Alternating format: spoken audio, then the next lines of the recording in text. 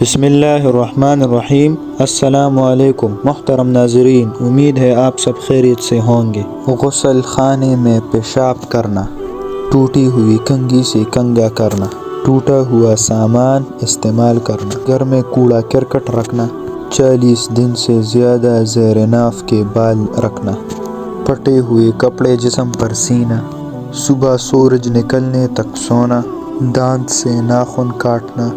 مغرب سے عشاء کے درمیان سونا،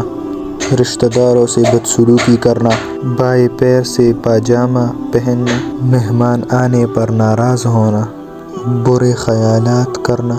استنجا کرتے وقت باتیں کرنا، بیت الخلاء میں باتیں کرنا، بغیر وضو کے قرآن مجید پڑھنا، مکڑی کا جالا گھر میں رکھنا، اپنے اولاد کو کوسنا، دروازے پر بیٹھنا، قرآن مجید نہ پڑھنا۔ اگر آپ کو یہ ویڈیو پسند آئے ہو تو ہمارے چینل کو سبسکرائب کریں اور ویڈیو کو لائک کریں۔